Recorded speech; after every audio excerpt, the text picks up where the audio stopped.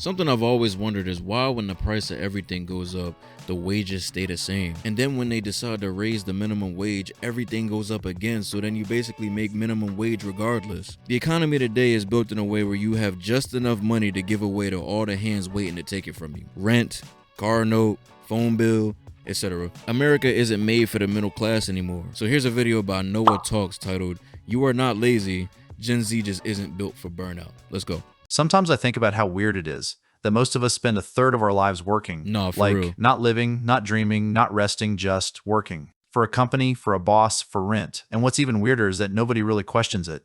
Like, yeah, man, just pick a career you don't hate too much and grind until you die.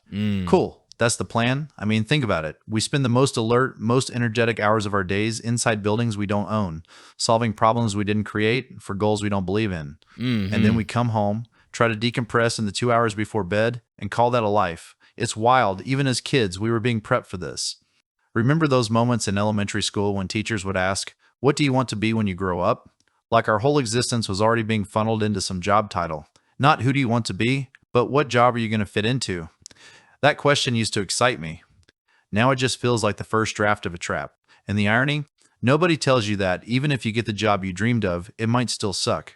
Because it's not about the job, it's about the system that wraps around it. The hours, the emails, the performance reviews, the fake smiles, Or the constant anxiety you get from being around people you don't want to be around, or people you could care less to meet. And don't get me started on small talk. the pressure to always be doing more. It's not just that we work too much, it's that we live too little. Absolutely. And yet, everyone just nods and keeps going. Like there's some invisible conveyor belt we're all riding, and no one wants to be the one who steps off first. There's this quote from Orwell's 1984, the one that says, "Who controls the present controls the past." And I think about that every time I see a post romanticizing hard work or hustle culture. Like, who decided that our worth should be tied to our productivity? Who sold us that dream? No, actually, because you could get the worst grades in school and everyone will judge your intellect by a letter or a number and think you're dumb, when oftentimes that's not the case whatsoever. There are smart, lazy people, people who don't learn like others, and people who just have great memories. Congratulations, you can cram a bunch of useless information in your head for one test and then forget half of it. Because let's be honest, most jobs today don't feel like dreams. They feel like traps. And I know someone's going to say Gen Z just doesn't want to work, but maybe it's not that. Maybe we're just not willing to destroy ourselves for jobs that don't even cover the cost of living. Like minimum wage hasn't kept up with inflation in years. Rent is ridiculous. College degrees feel like scams half the time. Depends And on the field you're somehow, in. when we say, "Hey, this system doesn't work," people call us lazy. It's like, imagine you're in a burning building, and instead of asking for help, you're told to stay and be grateful you even have a building. Sometimes I think about the way job interviews feel like auditions. Like you're supposed to smile, act enthusiastic, be the best version of yourself, And but act not like I too want to be real. there. Just polished enough to seem human, but obedient enough to follow orders.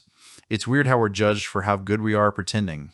Like the job starts before the job starts. I told myself in the next interview, I'm gonna be so honest. Like they always ask, "Why do you want to work here?" Or "What made you want to work here?" I'm gonna tell them, "I don't. I just need money." And honestly, that change of pace might get me a raise before I even start. And it never really stops. That's what a lot of jobs feel like. I had this job once during the pandemic, just retail stuff, standing 8 hours a day trying to upsell Bluetooth speakers to people who didn't even want to talk to me. And every time I took a breath, my manager would pop up like, "Let's stay active, team." Like, bro, I'm literally just trying to exist. Let me exist. Bro, standing for more than an hour was not meant for humans. At least not the people who live today. And don't even try to tell me it ain't that bad, because that's the point. Why I gotta be in pain majority of the day? Your feet start tensing up around the 1 hour mark. Next, your knees start buckling. Y'all ever stand so long your hips start aching? And then motherfuckers got the nerve to say you can't sit nowhere because it looks bad. I'ma look real bad in a second because my leg's about to fall off. And I gotta do this multiple days? Most times days in a row? And then there was this other job, remote customer support. Sounds chill, right? But somehow, sitting alone at a desk, being watched through a webcam while answering the same 5 questions 100 times a day felt even more draining. I'd mute my mic, lean back, and just stare at the ceiling while someone yelled at me about a late shipment. My supervisor once pinged me on Slack like, "Hi, I noticed your typing speed dropped this hour. Everything okay?" And I just wanted to type back, "No, Lauren, everything is not okay.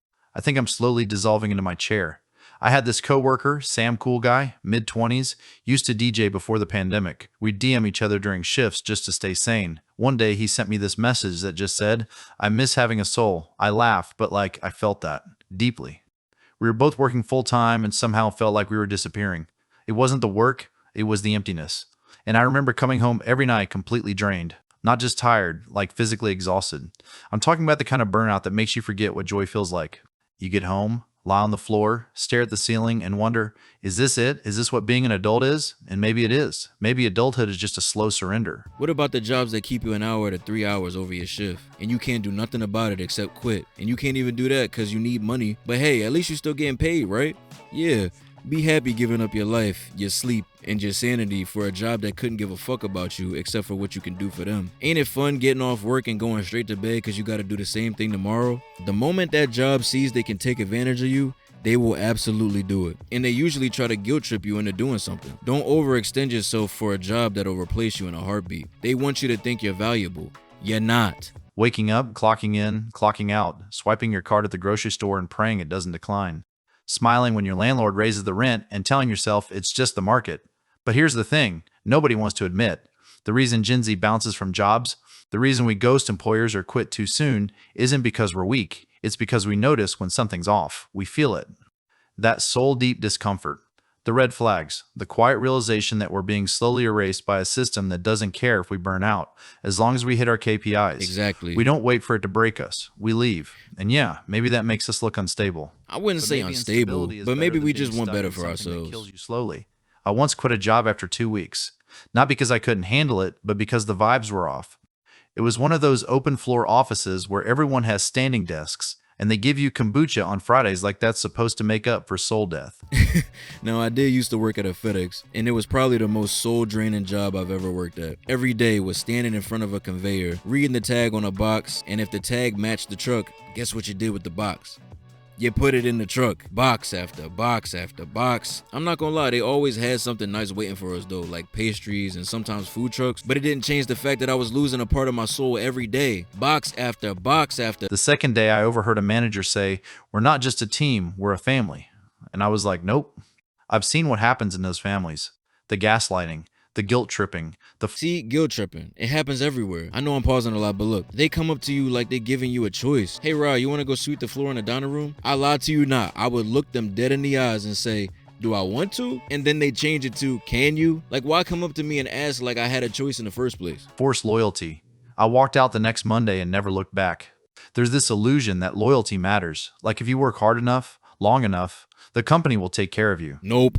But I've seen people get laid off for the 2-line email. I've seen coworkers give years to a job only to be replaced the next day. I'm speaking from experience, y'all.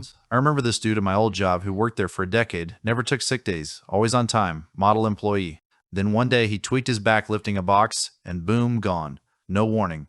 Just thanks for your service. I worked at a Chick-fil-A for a while, like a year and some. Never took a break, never missed a day, and they fired me because I didn't say hi to the manager when he greeted me. Like I have to do that shit. Just let me work. I'm here to make money, not friends, especially not with a manager. Now granted, should I have said hi? Yeah, but fire me? And it got me thinking, how many of our relationships are built on that same one-sided faith?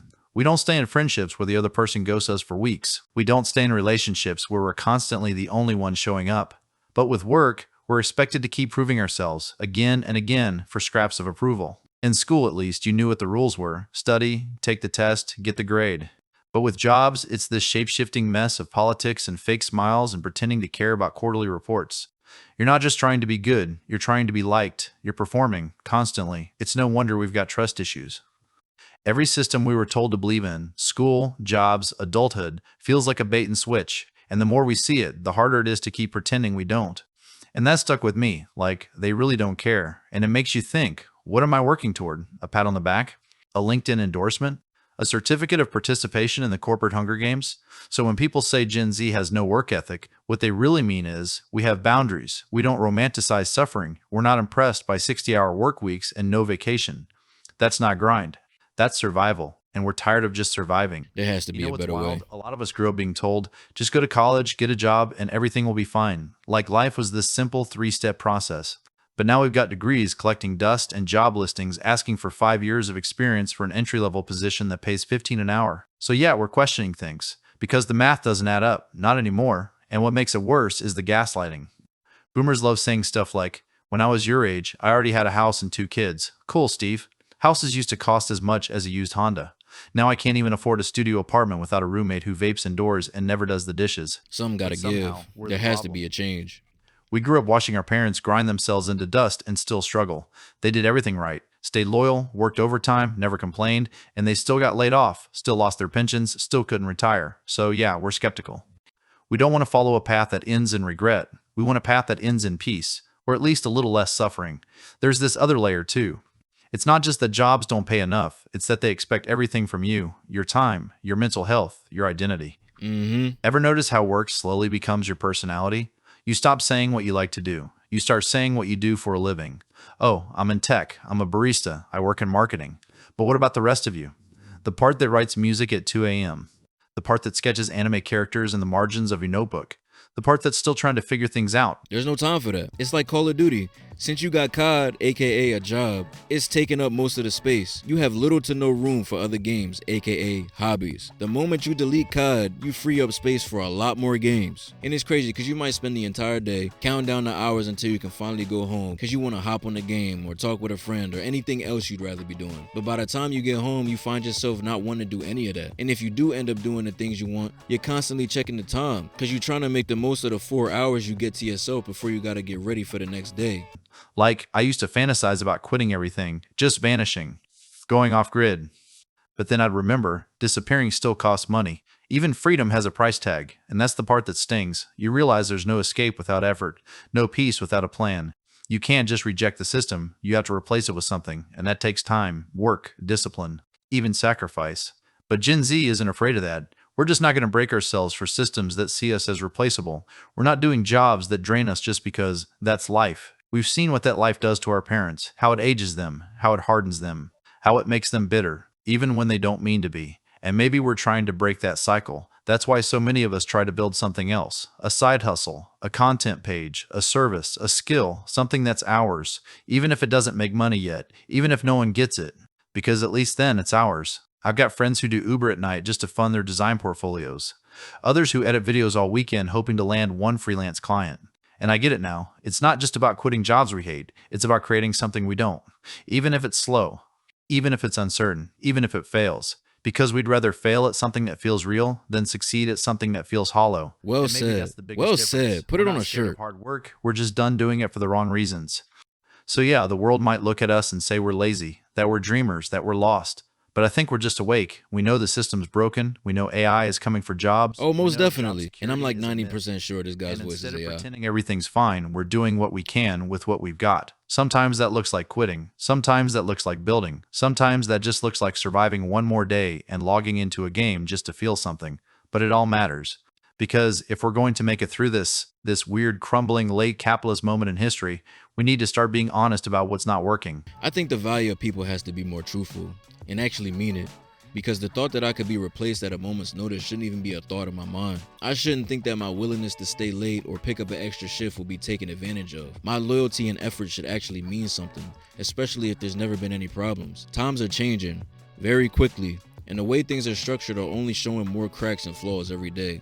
And like this guy said, AI will be stealing a lot of jobs, especially if we got robots walking around. It doesn't mean we shouldn't work at all though, but things are just structured in a way to survive and struggle. There's no break, no end, no resolve. Oftentimes it feels wrong taking a vacation, if you can even afford that. I think we're gonna change the world. If not our generation, it'll be the next ones after. So many lies and pointless aspirations that leave you wondering what the hell you're even doing with your life. And that's just it. You barely get one. And you may have a great job, but is it really what you saw yourself doing? Or do you just have it because you need to survive? I'm gonna leave it right there though. If you enjoyed the video and want to see more content like this, consider subscribing. Make sure you hit the like button before you go. If there's anything you'd like me to react to, jot it down below. Let me get y'all feedback, thoughts, and comments. I'm out this joint.